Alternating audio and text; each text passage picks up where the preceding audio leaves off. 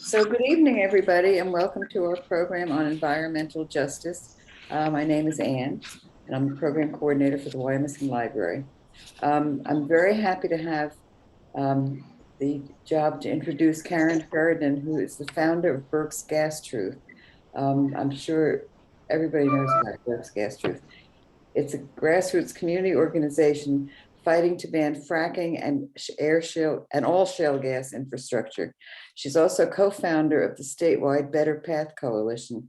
She also co-founded Pennsylvanians Against Fracking and served on the steering committees of the national coalitions Americans Against Fracking and Stop the Frack Attack Network.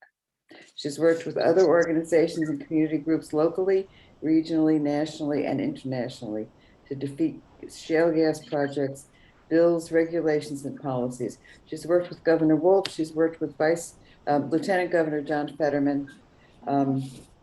She has written and spoken frequently on fracking and related infrastructure issues. She writes about the issues on the Huffington Post, which I did not know, the Daily Cause, and several blogs, and has had op-eds in several papers and in The Hill. She served as an editorial advisor to Walter Brash for his book, Fracking Pennsylvania. She co-hosted a television show on climate, environment, and sustainability on BCTV called Take a Deep Breath. So Karen, take a deep breath and it's all yours. Thank you so much.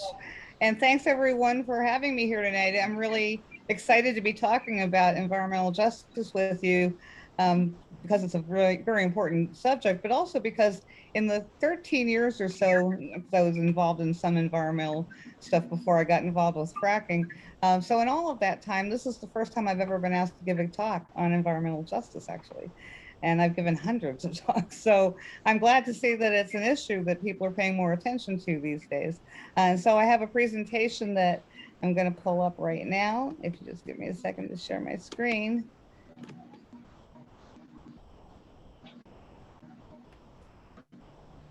Can everybody see my screen? Yes. Great. Yep.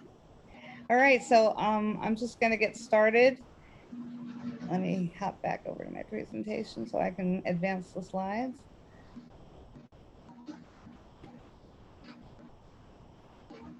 All right, so I thought I'd start by showing you what environmental injustice looks like. This is actually Butler County, Pennsylvania, and that's the Summit Elementary School. And as you can see, right behind the school, right next to their baseball court, right, short distance from their playground is a drilling rig and all of the contamination and pollution that comes along with that. And this is a kind of a scene that is seen frequently in communities all across this country. But there's a specific kind of emphasis given to communities of color that are disproportionately affected by various kinds of polluting industries, and also governments that are negligent of doing things like improving infrastructure, as was the case in Flint, Michigan. So I just like pull up some random examples because there are just countless examples of environmental injustice statistics. So there was a Yale study, for instance, that looked at 14 pollutants and found that non-Hispanic whites had the lowest exposure rates for 11 of them. Hispanics had the highest exposure rates for 10 of them, and African Americans had higher exposure rates than whites for 13 of the 14. And of course, the pollutants, these exposures come with consequences. So some of the pollutants have been linked to asthma, cardiovascular disease, lung disease, and cancer. Another example was a City University of New York Lehman College study that looked at the high incidence of asthma in the Bronx and found that 66% were more likely to be hospitalized for asthma, 30% more likely to be poor, and 13% of them more likely to be minority than those that lived outside of the buffers or sort of setback zones that exist sometimes but not often enough. And of course, people were already living within buffers when these industries came to town. So people are living on the fence line, and that's what the title of these slides refers to, when you're literally that close that you're a fence line away from the toxic polluter. So There was another important one. I'll be mentioning this study again a little bit later, but it's called Toxic Waste and Race at 20. So there was a study that started in 1987 and extended through 2007 that looked at more than 9 million people and found that they were, or looked at waste and toxic waste disposal and found that more than 9 million people were estimated to live within the host neighborhoods that were about 1.8 miles of the nation's 413 commercial hazardous waste facilities. So there's, again, a disproportionate exposure of people of color, of low income, of tribal and indigenous communities who are exposed to these facilities. They're living way too close. More than 5.1 million people of color, including 2.5 million Hispanics or Latinos, 1.8 million African Americans, 616,000 Asian Pacific Islanders, and 62,000 Native Americans live in neighborhoods with one or more commercial hazardous waste facilities. And then there's another report, Living in the Shadow of Danger. It was from the Center for Effective Government, that revealed that people of color make up nearly half of the population in fence line zones, and they are almost twice as likely as whites to live near dangerous chemical facilities. So it's waste facilities, chemical facilities, all sorts of different kinds of polluting industries that affect these same communities over and over and over again. And so how did this start? Well, I think it's fair to say that environmental injustice probably dates back to the first time there were people with power and people with less power, and the people with power wanted to exploit a resource that the people with less power either relied on or lived next to. So it probably dates back a very, very long time. But in the United States, and in terms of sort of the modern environmental justice movement that grew out of it, it really started in the post-depression era when the New Deal was causing people to be looking at municipalities and sort of trying to map them. And so there was a homeowners organization that mapped all of the municipalities in the country. And around 1934, when the Federal Housing Administration was established, they started putting into practice something called redlining. And so if you look at the legend on this map, and this is Philadelphia and Camden, if you look on the map, you'll see that they color code the municipality based on desirability and how desirable these communities are to develop and to live in. And so the ones that are pink on here, effectively red, are the hazardous communities, and those are African American communities. They were communities of color. And so the FHA used these maps to redline these areas that would not be given things like financial resources, like mortgage insurance and things like that. And so they basically segregated the population. And in fact, at the same time, they were giving subsidies to builders to build white developments on the condition that they would not sell to Black people. And so the United States government segregated the community in such a way that it's sort of set the stage for having these areas that were considered of low value, or in our world, we would call them sacrifice zones. So redlining is that discriminatory practice I just described. And then the things that started coming into those areas that they became vulnerable to are called LULUs. And that refers to locally unwanted land use. And that refers to, again, polluting industries or other things, infrastructure like airports, freeways, things that people don't want to live near. And that's where that NIMBY concept comes from that a lot of us have heard. Not in my backyard. That for the longest time, people said, don't build it over here, build it over there, except over there is where somebody lives too. And so, it's a very short history of the environmental justice movement, much shorter than the history of the environmental injustice problem that we've had. In fact, it starts in 1982. And that is not the first time communities came together to fight a project, but it was the one that sort of took hold and kind of caught on. A lot of the people who became the leaders of the environmental justice movement were part of the fight in Warren County, North Carolina, when they were trying to stop a landfill from going in that was going to be the disposal site for PCBs that a company was having a hard time figuring how to get rid of. And of course, the community where they wanted to put it was an African American community. And so the people there fought back.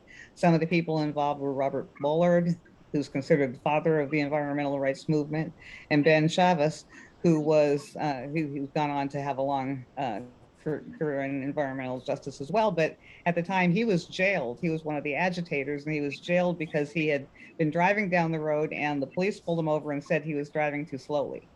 And so they threw him in jail, slammed the bars shut. He grabbed the bars and said, "This is environmental racism."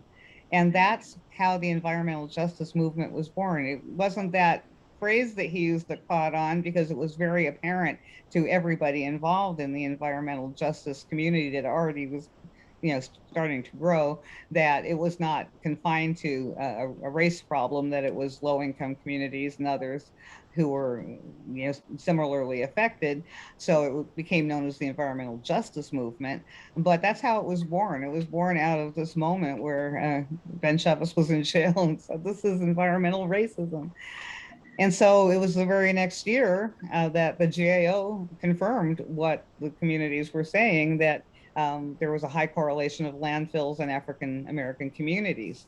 And then in 1987, I mentioned this report a little bit earlier, Toxic Waste and Race report was first published. Ben Chavez was one of the authors of that report. And that's the one that was, again, continued for 20 years until 2007. And so the next problem that they started sort of discovering, because again, there were communities all over the country and these very localized fights trying to protect their own communities from toxic neighbors, there was a recognition among them that they weren't getting any of the money and that there was no funding for the work that they were doing to try to protect themselves. And that there was a big problem that they perceived among the big 10 organizations that made up the environmental community at the time. And so while the federal government played a big role in helping this problem to, take shape, it was actually the environmental community that was not helping to solve any of the problems. They were actually contributing to the problems in many ways, again, because they were, receiving most of the funding, and the people who needed fights to fight their community fights on the ground were not receiving any of it. And those environmental groups weren't sharing it, that's for sure. And so we were talking about the groups like Sierra Club, NRDC, EDA, National Audubon Society, the Wilderness Society, National Parks and Conservation Association, Friends of the Earth, National Wildlife Federation, Earth Justice, and the Isaac Walton League.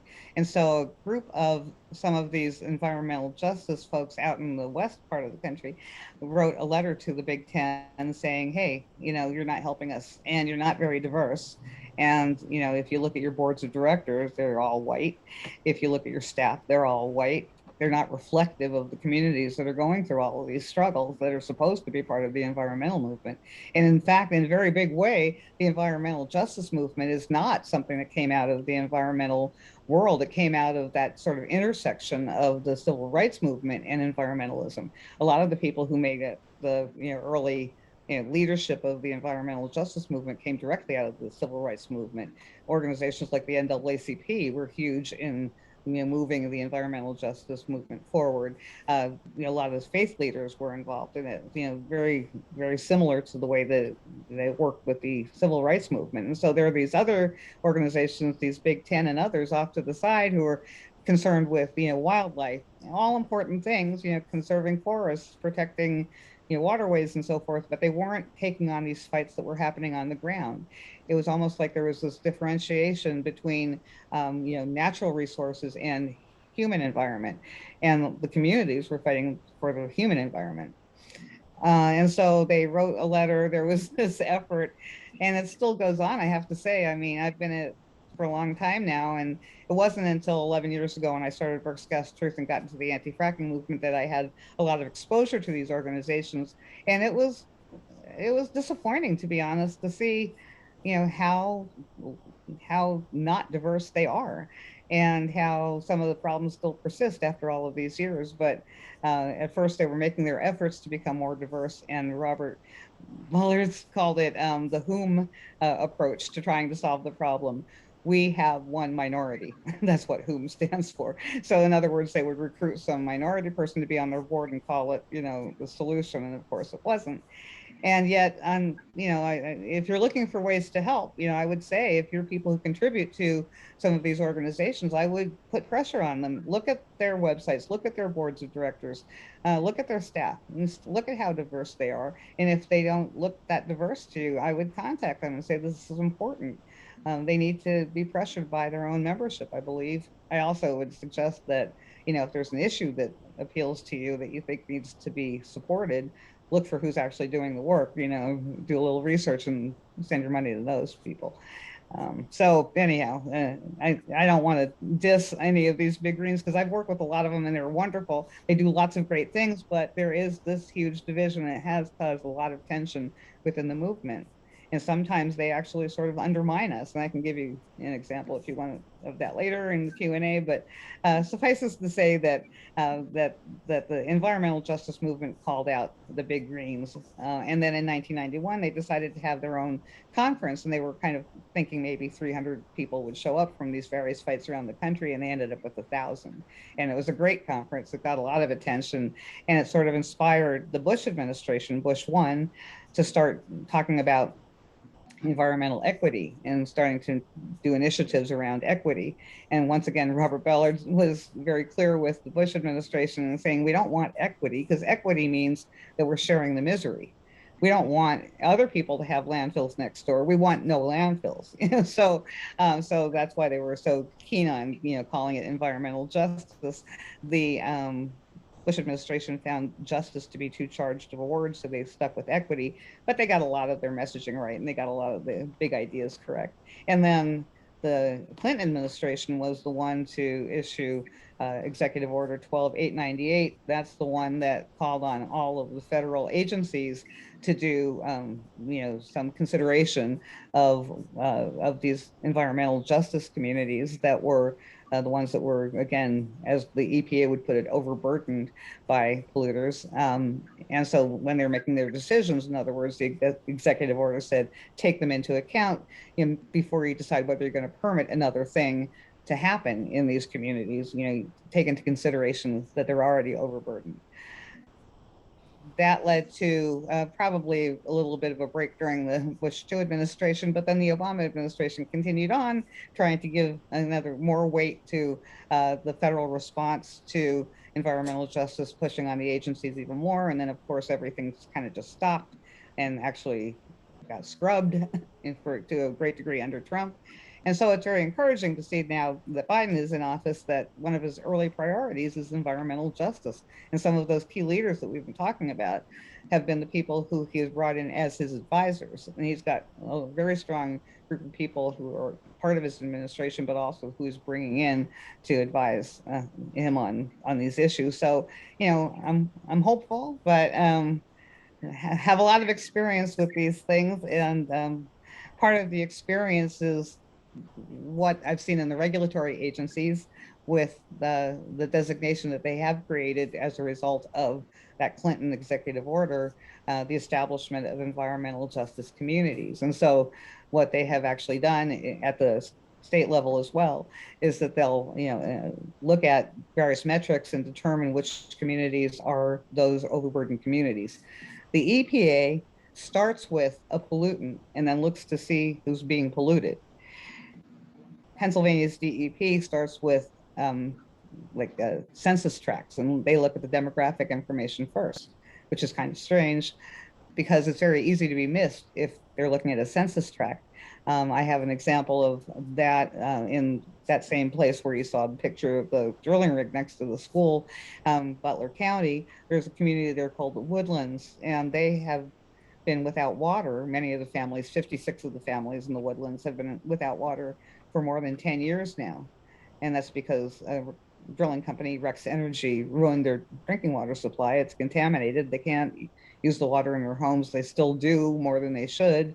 They don't drink the water. They don't cook with it. They don't brush their teeth with it. In order to get the replacement water that they use for those things, they go to a church every week that hands out bottled water. It's a water bank that's been running now for years. And that's how those people who are definitely in the low income community, that's what they have to rely on. A lot of people who have contaminated water as a result of fracking put in water buffaloes that they still have to get drinking water to supplement because the water in the water buffaloes isn't considered potable, but at least they have water in their homes that they can turn on the tap and use to do things like flushing toilets, taking showers, and the like. Um, these people in the woodlands, they don't have the means to do that. There's no infrastructure. The woodlands is a peculiar community because it had been like almost like an encampment, like a commune of sorts that eventually stopped being that and became low income housing. And so there's no municipal water line anywhere near there. I mean, it would take a lot to serve that community properly, and left to their own devices. Not having that as an alternative, they still bathe in contaminated water, wash their clothes in contaminated water. So it's a very bad situation. And I'm bringing all of this up to say that if you were to look on the environmental justice map of Pennsylvania, you wouldn't see the woodlands listed. And that's because of that census tract. The woodlands is too close to a slightly more affluent area that cancels it out. And so it doesn't show up when you start looking at demographics rather than looking at the pollutants and seeing who's affected, and drilling down, no pun intended, that far to see, what the economics of those areas are. When you start looking at a census tract, you're sort of lumping people together and you're going to miss people.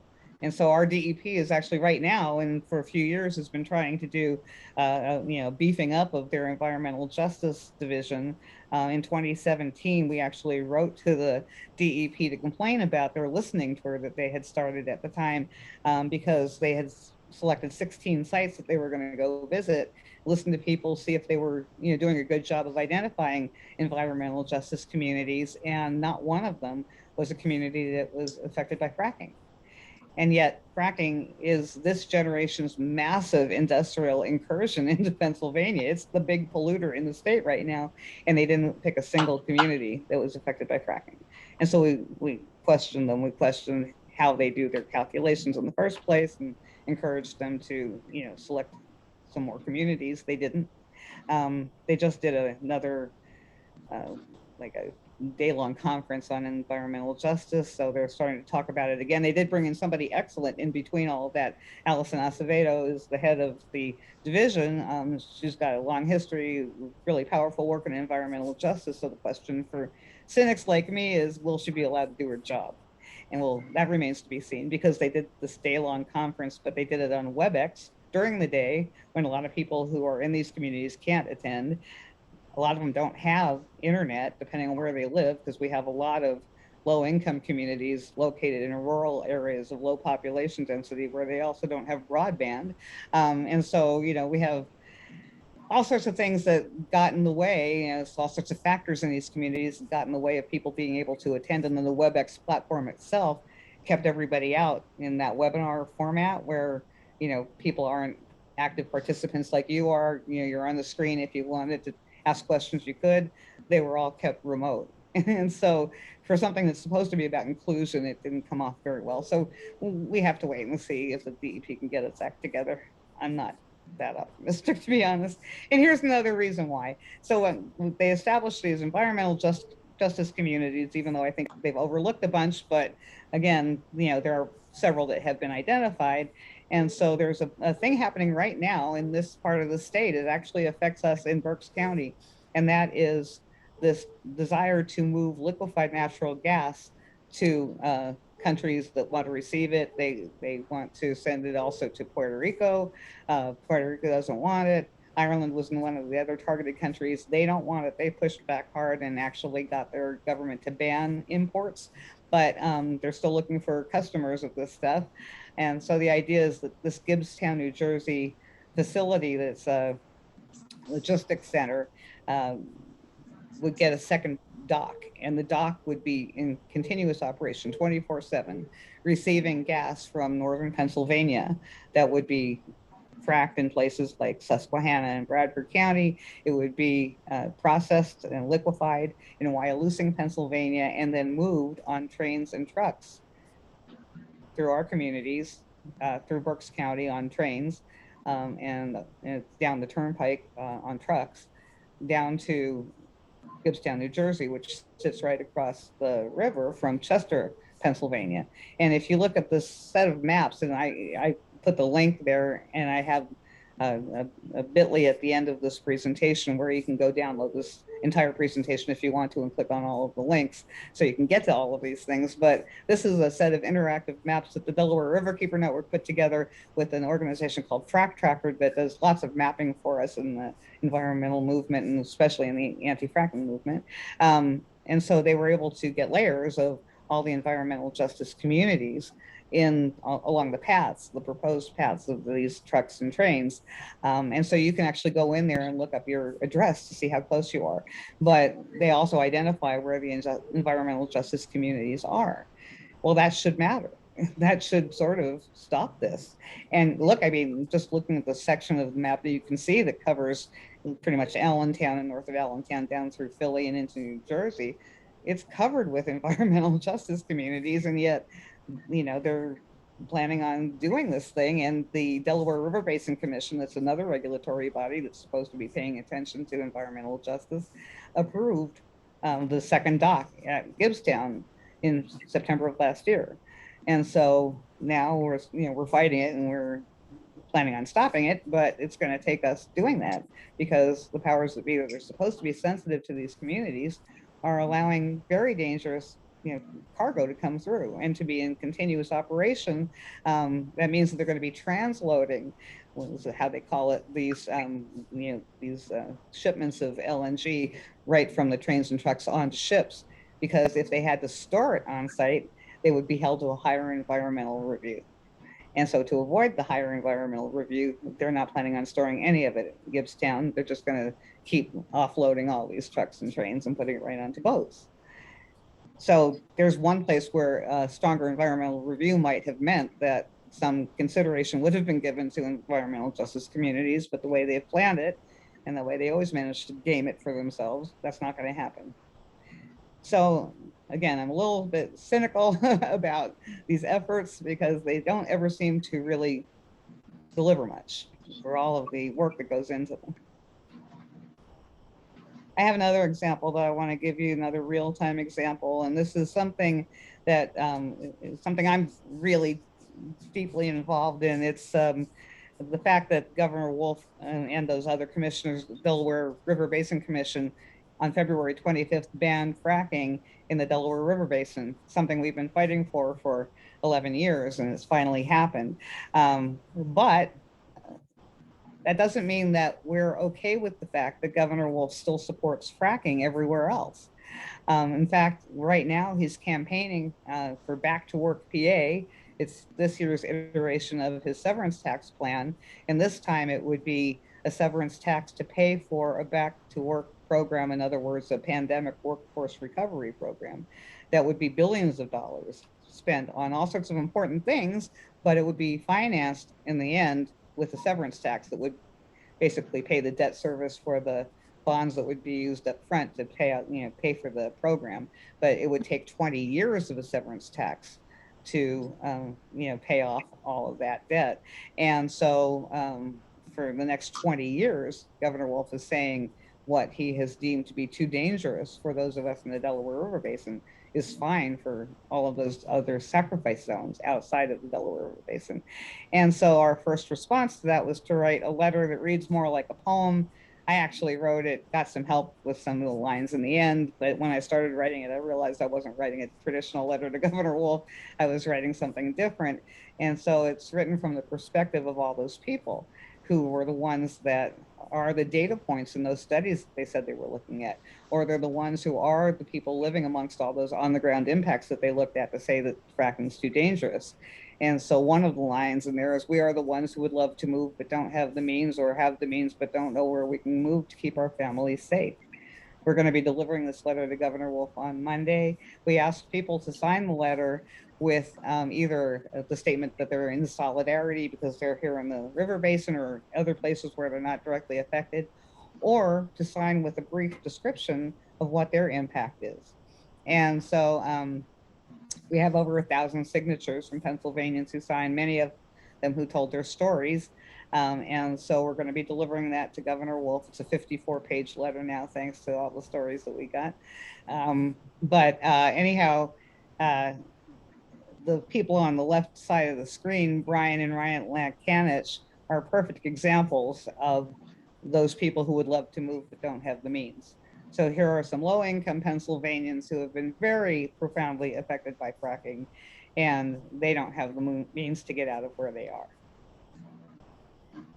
Brian, and I've quoted this from a very important story that was in the Pittsburgh Post-Gazette 2 years ago. It was part 2 of a very, very important series. I would highly recommend you check out the Human Toll series. The first series, half of the series, had to do with all the young people in Western Pennsylvania who are being diagnosed with rare cancers like Ewing sarcoma and terribly high numbers, and other rare forms of cancer. Some of them have died. So they focused on 67 young people in 4 counties that they had found that were being diagnosed or had been, and or some had already passed away over the past decade. I asked the authors if they were going to be looking beyond that, because we don't know what the numbers are everywhere else in the state where fracking is occurring. They didn't have the go ahead to do any further counting or any further examination, even within the counties where they had been looking. So the second part of their series instead was about other kinds of illnesses that are affecting young people. And so it starts with this excerpt that I put here. Brian Lankanich, he's looking through the photographs of his son and remembers the time when his son took a bath and remembered the water was sort of slippery. And when he got out of the bathtub, he was covered in welts. Well, Ryan continues to bathe in that contaminated water. And now, by 2 years ago, he had developed ear infections, nosebleeds, asthma, problems with pincer movement in his hands. He lost the ability to control his bladder and his bowels. The bladder problem resolved itself. The bowel problem has not. Still, I just talked to Brian a couple months ago. So these people are profoundly affected. Nobody's helping them. Our Department of Health is a disaster. I would be happy to go into lots of detail about that if you're interested, but we do not have support. We do not have champions for the most part in Harrisburg. We're starting to get some in the legislature, but we have been on our own.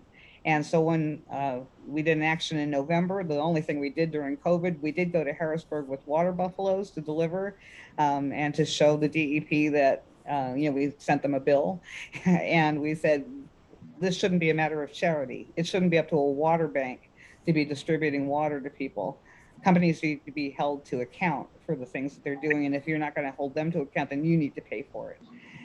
There was a story last year that the DEP was going to be increasing its permit fees for wells for drilling. And they said that they thought they were going to have to do it a year earlier, but they didn't have to because Energy Transfer, the same company behind the Dakota Access Pipeline, the same company behind the Mariner East Pipeline that runs through Berks County, that company had built a pipeline in Beaver County, Pennsylvania that blew up 1 week after it went into operation, and it destroyed a home and it traumatized the community, destroyed a lot of vehicles and damaged buildings, and nothing came of it. And the families were left to their own devices to figure out what to do in the wake of that. But the company had been forced to pay a historic fine of $30.9 million to the DEP.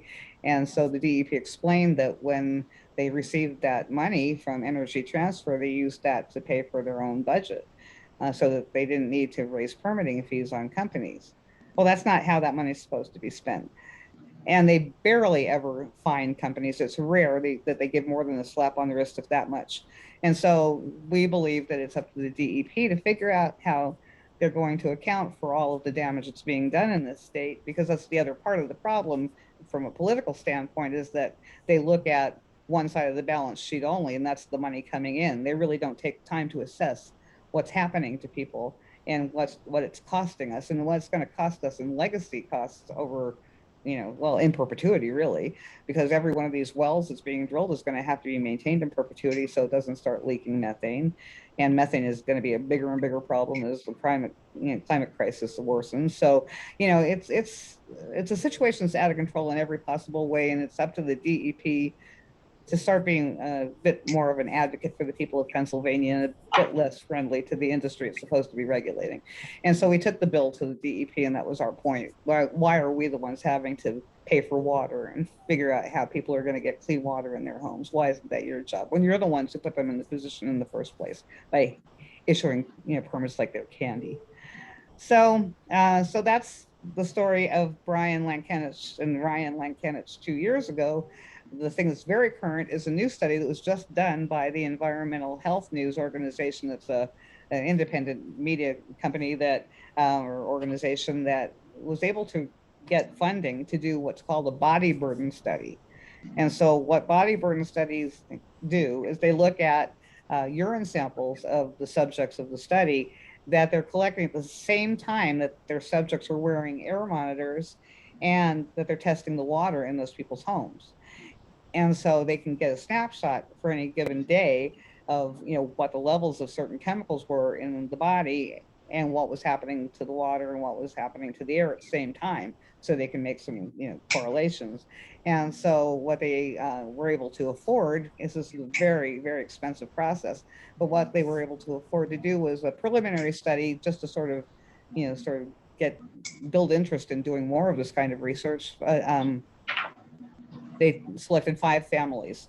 Brian and Ryan are one of the families. And so they took 40 chemicals that are very common to fracking, and they tested for all of those 40 chemicals. And what they did was publish this fantastic report that shows each of the families and each of the biomarkers or the chemicals that were tested, where the results were for those individuals in those times when they were able to take those snapshots, essentially. And so I wanted to show you one. And this is the one for mandelic acid, which is a biomarker for ethylbenzene and styrene. And you can see that both Brian and Ryan fall into the 95th percentile, meaning that their levels are 95% or worse higher than the average American. And that's based on CDC data that they used for this, because we're all exposed to toxic chemicals, especially if you smoke or if you sit in traffic jams all the time.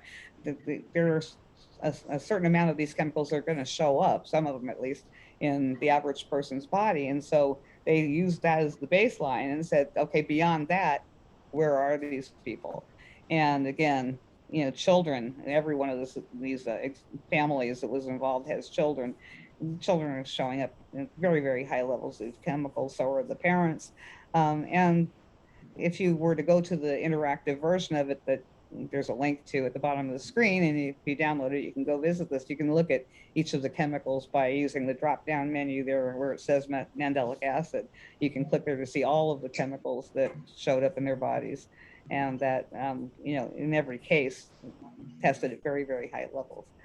And so that's what's happening right now, 2 years after the human toll report, 2 years after we called on Governor Wolf to do something about the people who are getting sick in southwestern Pennsylvania, a year after he announced a study that still hasn't started, and several months after the Attorney General's office actually did an investigation, a grand jury investigation, that found that these companies were criminally charged in some cases with felonies and things like that. I mean, some of these companies have done terrible things, but the grand jury also did a report on how our government has failed us. So even after that, nothing's changed. These families are still getting very sick.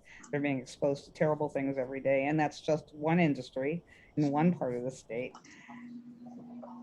Forever chemicals, acid mine drainage, and on and on and on. I mean, you could just go on and on with how we are assaulting the environment, and people are paying the price for that in every community, but especially in the communities where they are just inundated. There was one, and I'll close with this example of James Baker a few years ago, who was sitting at home nursing his ankle when the Texas Eastern Pipeline blew up next to his home. And now that's the one that runs through Berks County. That's our big pipeline here in Berks County. But this was in Westmoreland County. So he's sitting at home nursing the broken ankle. He had just had surgery on to repair. His wife had just gone to work, thank God, because she just found out she was pregnant. But he was at home, got out barely. I mean, he was hobbling out on a foot he couldn't really walk on. Got out with his life just barely. And that was because this pipeline that was sitting a quarter mile away from his house blew up, and it was enough to make his own house explode.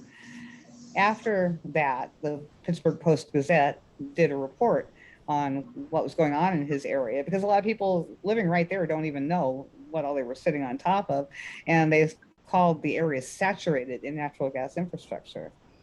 And so what they said was that, of course, on top of all of the well pads and the pipelines and compressor stations and injection wells and everything else that's on the surface, all of that is sitting atop a 39 square mile underground natural gas storage facility.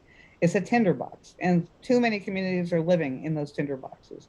And that's what environmental justice is all about, trying to eradicate all of those problems and give people a fair shake. So, like I said, I did put the presentation on Google Drive, so you can just use that bit.ly link to click on it and get to there. You should be able to download it, or at least click on the links to be able to go to the various resources I've hyperlinked. And if you can't do that, I'm also going to share it with Anne so she can mail it to you, but you can also email me for a copy at brooksguestruth@gmail.com, or you can contact me about any other questions you have, or if you hear of anything coming to the county, because I want to know about it. So I'll stop sharing my screen now, but I can put that bit.ly link into the chat as well. And I'd be happy to take your questions, and I thank you for listening to me.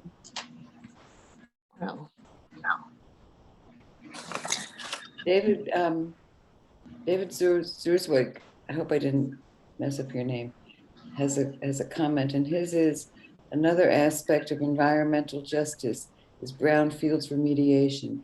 One current example in Berks is the former American chain and cable site near Buttonwood Street in the city of Reading. The site is on the EPA Regional Superfund list. Remediation is underway, but not following protocol, mainly due to funding levels. I can't find the rest of your, wait a minute. Only $875,000 has been granted to cover the work on a multi-acre site. So that's, do you want to speak to that, David? Yeah, thank you, Ann. I'm involved with a group of people who have been kind of bird dogging that site as far as what the redevelopment authority is proposing to do, since they are the actual property owner. It's the City of Reading Redevelopment Authority, not the County Redevelopment Authority.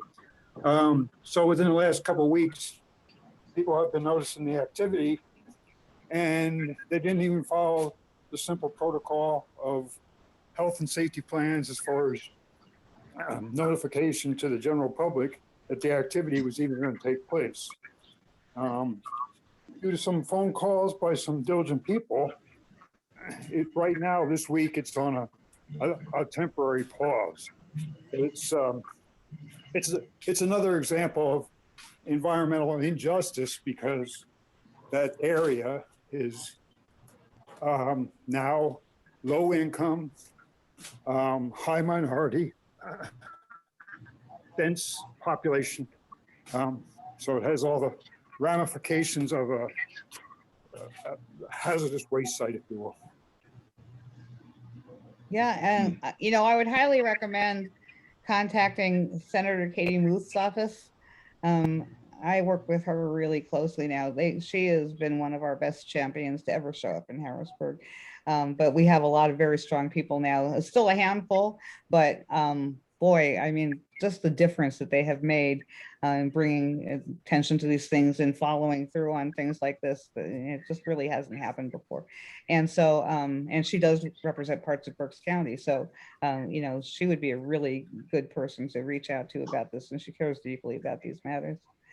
But it's not at all uncommon. I mean, the Birdsboro power plant that we fought a few years ago, sitting at the, very contaminated site that had the armor cast.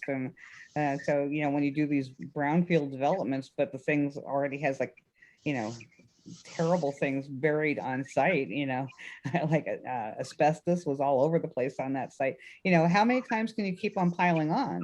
And that's one of the problems with environmental justice communities, the way that they're defined, is that a lot of these communities, when they're looking at the demographics and they're looking at the income levels and things, well, they're not taking into account that, somebody might just go just beyond the poverty line in terms of what they appear to be making, but what they're having to spend because of the legacy pollutions that they're still paying for, the things that they have to have in their homes to protect them, like the water buffaloes that they have to install and refill all the time if they're lucky enough to get those. It just doesn't take into account just that piling on of pollution after pollutant after pollutant after pollutant on these communities, and the health costs that they might have, for example, as a result of having been in proximity of all of that for years before the new thing came.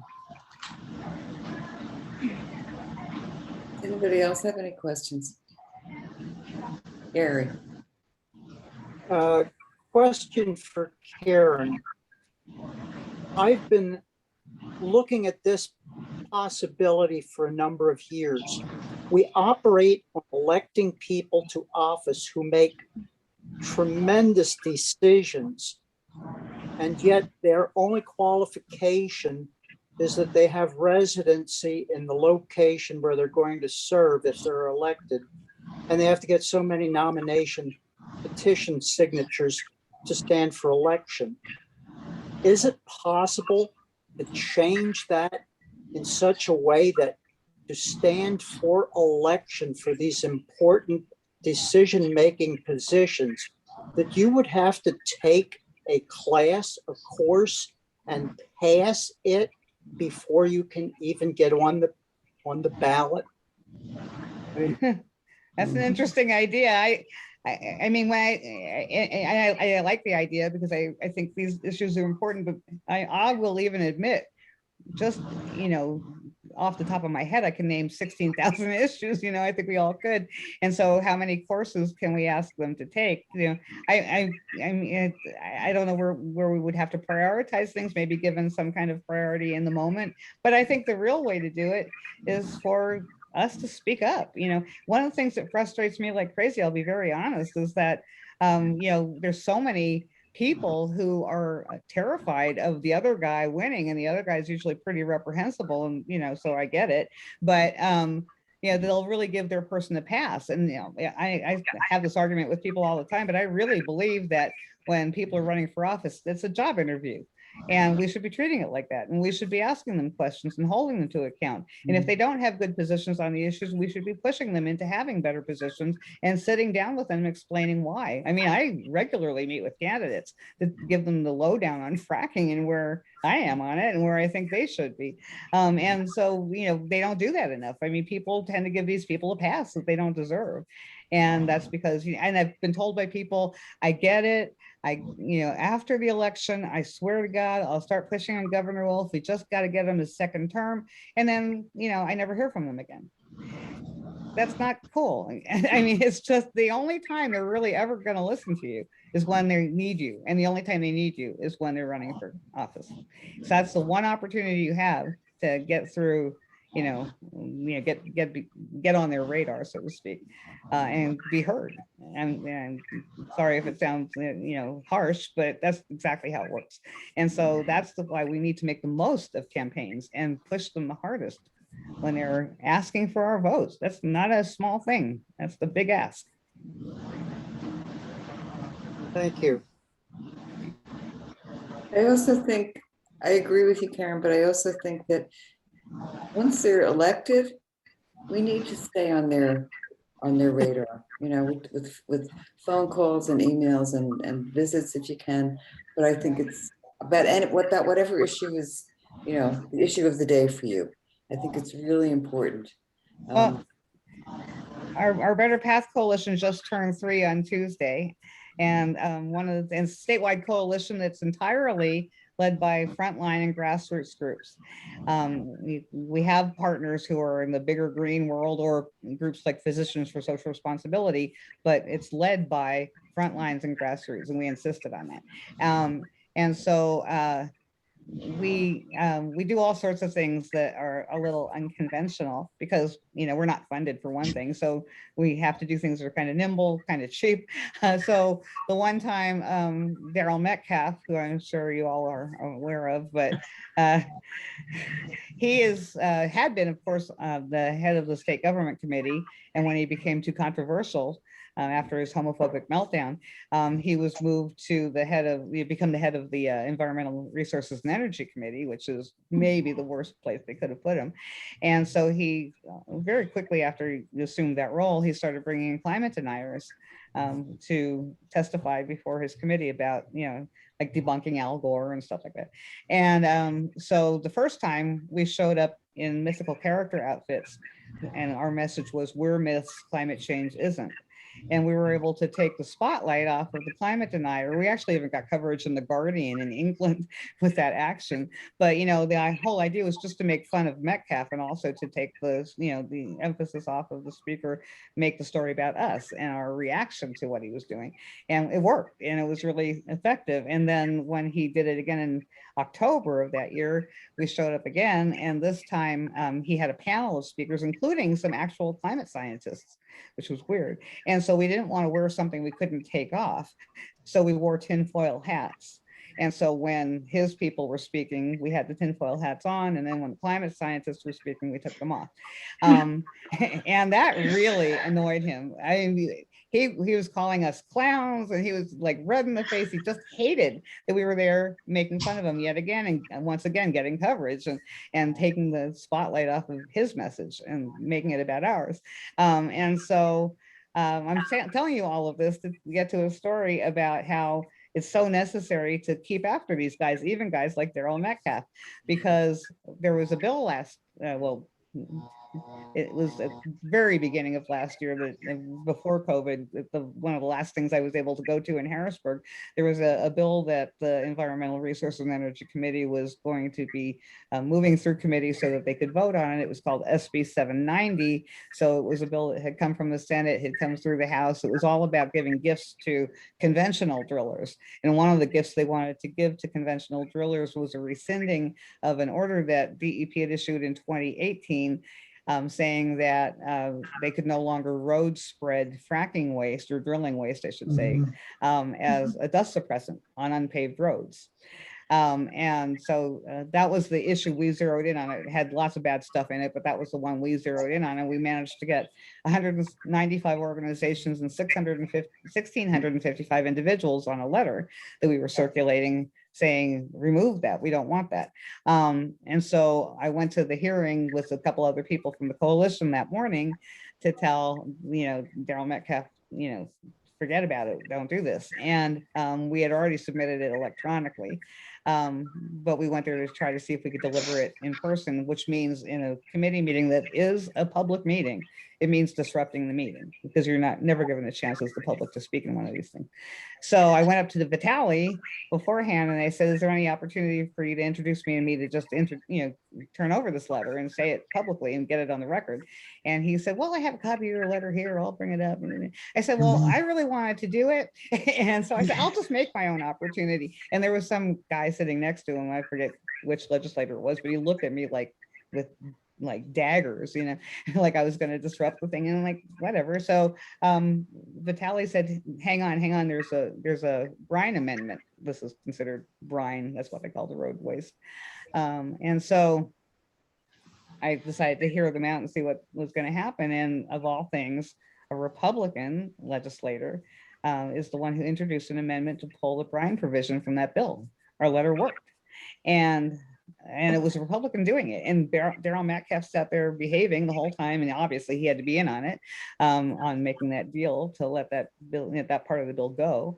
And then they all did their eulogy to radiation and all that stuff, and all the radioactivity that's in that brine, and, and how they're going to miss that, it's not that dangerous. And, so they all took their turns talking about it. But in the end, they're the ones who introduced the amendment. They took it out of the bill. And it occurred to me, as I'm sitting there, I'm feeling like, oh my God, I'm seeing our actions work. Not just because the letter was effective, but because I know that Daryl Metcalf was on better behavior that day, because we had already started going after him. Our actions going to his meetings and his hearings with the climate deniers was part of a larger campaign to say, remove him from that role. He shouldn't be the chair of an environmental committee. And it was starting to have an effect on him. And so, he was feeling a little cornered.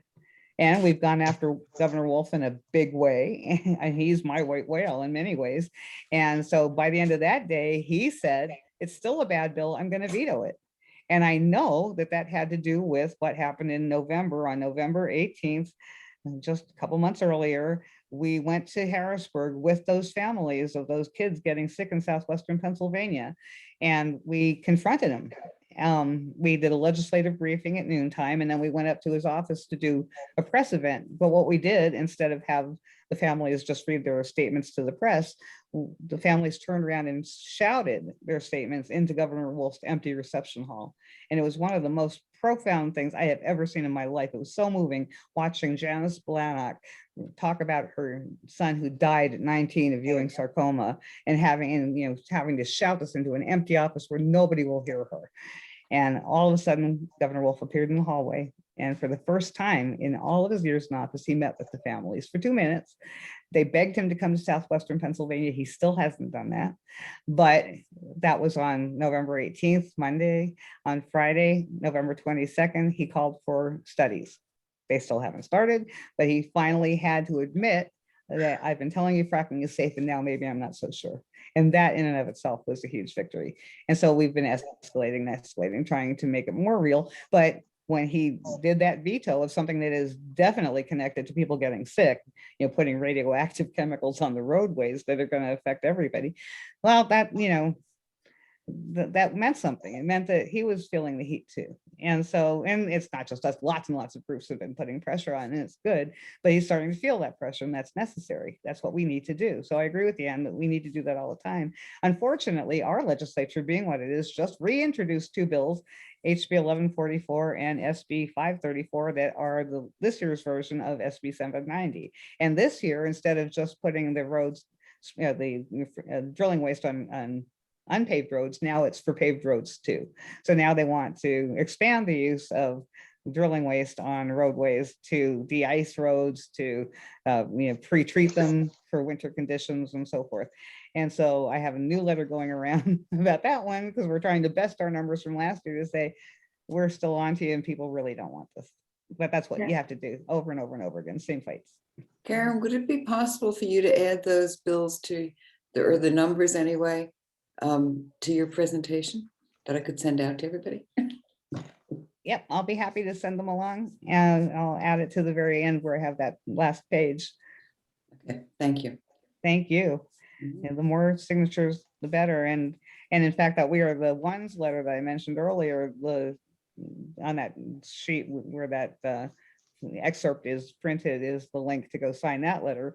And I said, we're delivering that one on Monday, so we'll still take signatures if anybody wants to sign that one as well, in solidarity. Are there any other questions or comments for Karen? Yeah, I just had a few things to kind of follow up on the Woodlands community you were talking about. Where is that? Butler County. Butler, okay. And that was Rex Energy, you said? Pardon me? That was Rex Energy? Rex? I'm not hearing your question well, sorry. That was So what? was that Rex Energy, the company? Rex Energy, Yeah, yes, okay. that's Rex, yep. Yeah, and they went out of business, and when they did, the government finally made them pay families $17,000. But if you've ever had to replace water and buy the water buffalo and get it plumbed into your home and build a shed and put the heater into the shed so the water doesn't freeze in the wintertime, and on, $17,000 doesn't go very far. And they still don't have clean water. So. Wow. Unreal. Yeah. Any other questions? Unless I hear otherwise from you, I will send out the presentation to everybody. I would like that, yeah. Yeah. Well, I thank you all for listening and Thank you, all Karen. your great questions. I Thank really you. appreciate it. Thanks, Karen. Thank you. Thank you. Info.